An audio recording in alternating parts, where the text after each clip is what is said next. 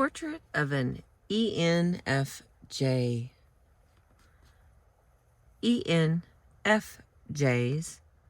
are outstanding leaders of groups, both task groups and growth groups. They have the charming characteristic of seeming to take for granted that they will be followed, never doubting that people will want to do what they suggest. And more often than not, people do. Because this type has unusual charisma. ENFJs place a high value on cooperation from others and are most willing to cooperate themselves. Found in only about 5% of the general population, ENFJs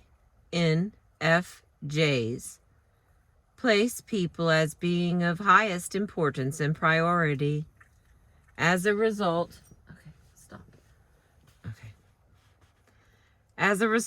ENFJs may find themselves feeling responsible for the feelings of others to an extent which places a burden on the relationship. An ENFJ communicates caring, concern, and a willingness to become involved. Thus, people turn to ENFJs for nurture and support, which an ENFJ is usually able to deliver. At times, however, these kinds of demands can overwhelm ENFJs, who find at this point that they lack the skills to dissociate. ENFJs do not seem able to turn away from these demands, even when they become unreasonable, or if forced to let go of the burden through sheer unavailability of time or energy. ENFJs experience a guilt all out of proportion to the realities of the commitment made to the relationship. ENFJs are especially vulnerable to idealizing interpersonal relationships, raising these relationships to a plane which seldom can sustain the realities of human nature. Because of this tendency to raise interpersonal relations to the ideal, ENFJs may unwittingly overpower their friends who believe that they cannot possibly live up to an ENFJ's perception of them. The fact is, ENFJs are extraordinarily tolerant of others, seldom critical, and always trustworthy. ENFJs take communication for granted and believe that they are understood and that their communications are accepted. Just as they themselves are accepting, so do they assume that others are the same. When ENFJs find that their position or beliefs were not comprehended or accepted, they are surprised, puzzled, and sometimes hurt. Fortunately, this does not happen with high frequency, as ENFJs have a remarkable fluency with language, especially in speech.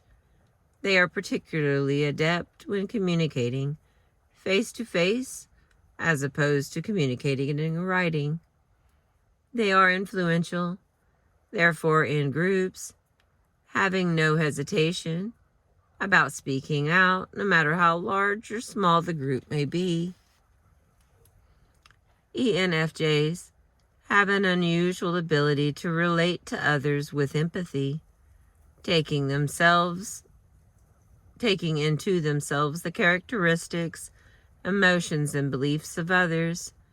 This can pose a danger for ENFJs because they can unconsciously over-identify with others and pick up their burdens as if they were their own. In the process, ENFJs may risk their own sense of identity. They have a natural ability to mimic because of this highly developed ability to empathize by introjection. They are likely to be very concerned about the problems of those close to them, but they also may get as deeply involved in the problems of those not so close and may find themselves overextended emotionally. ENFJs would do well to follow their hunches, for their intuition tends to be well developed. Decisions made purely on the basis of logic may not be so sound, and checking with a person who has a strong T preference might be at times advisable for the ENFJ. In the framework of values, however, the ENFJ is on certain ground. Generally, they know what they prefer and can read other people with outstanding accuracy. Seldom is an ENFJ wrong about the motives or intent of another, hidden or not. ENFJs are socially adept and make excellent companions and mates. They also are deeply devoted to their children, yet tend not to be domineering to either the children or a mate. In fact, the ENFJ is so even-tempered that he or she can be victimized by a mate who might have become more and more demanding. ENFJ mates always try to please and feel personally responsible when home life does not go smoothly.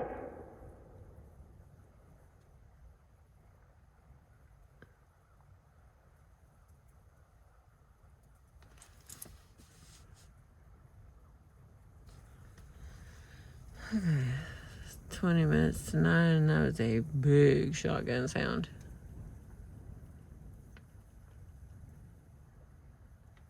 I don't know who's shooting things. Crap, I lost my place.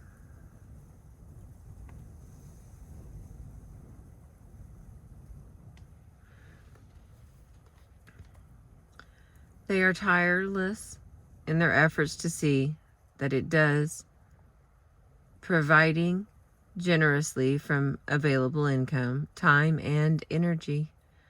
This dedication often exists, however, side by side with an ENFJ's dream of the perfect relationship. A characteristic of all NFs, but one which is particularly strong in an ENFJ.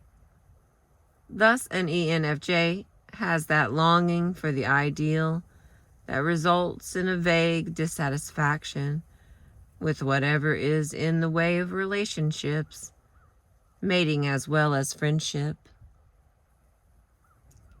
This longing for the perfect carries over into the careers of ENFJs, who experience some degree of restlessness, whatever their jobs, and, as with ENFPs, ENFJs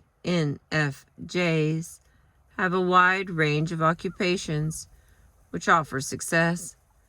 Being verbally adept, ENFJs contribute to an unusual level when dealing with people, particularly face-to-face.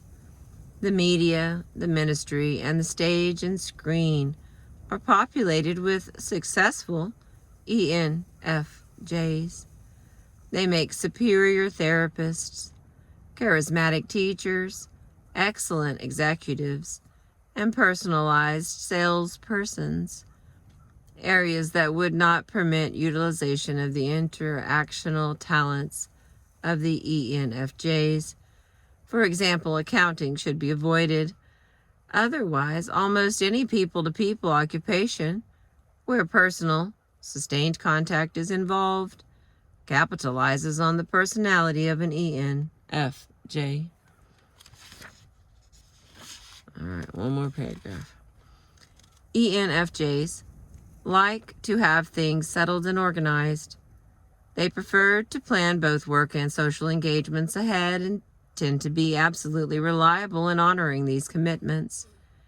ENFJs are very much at home in complex situations, which require the juggling of much data. At the same time, they can handle people with charm and concern. ENFJs are usually popular wherever they are. Their ability to be comfortable either leading or following makes them easy to have around, whatever the situation. A well-developed ENFJ group leader can provide almost endlessly activities for groups to engage in with almost no pre-planning, and can find adequate roles for members of the group to play. In sum, this can amount to genius, which other types find hard to emulate. In this ability to organize without planning, there is a certain similarity to an ESFJ, but the latter acts more as a master of ceremonies than as a leader of groups.